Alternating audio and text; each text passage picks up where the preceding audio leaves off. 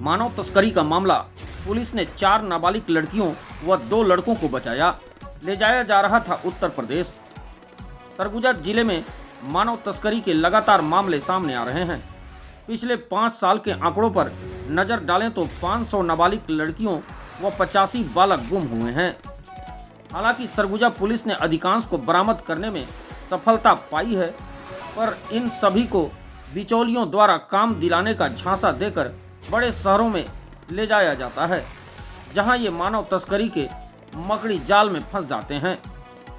इसी कड़ी में उदयपुर पुलिस ने मंगलवार की रात बस स्टैंड से 4 नाबालिग लड़कियों व 2 नाबालिग लड़कों को बरामद किया है।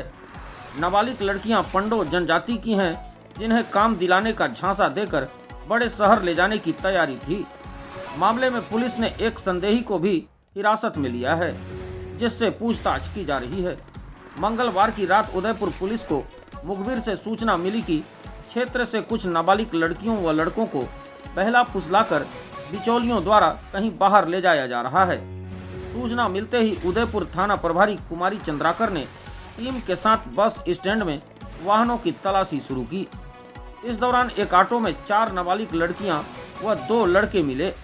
सभी को हिरासत में लेकर पूछताछ की गई तो लड़कियों ने बताया कि उन्हें यहां से अंबिकापुर ले जाया जा रहा है। मामले में पुलिस ने एक संदेही को भी हिरासत में लिया है। पुलिस संदेही से पूछताछ कर रही है।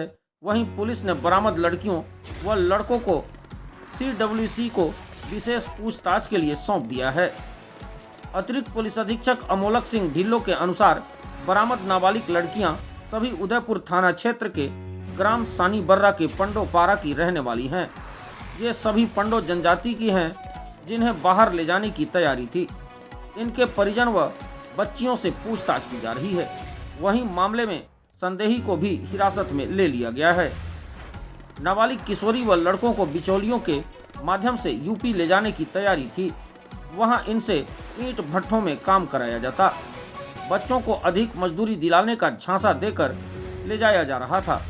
मामले में पुलिस ने बिचौलिए रामजीत प्रजापति को हिरासत में लिया है।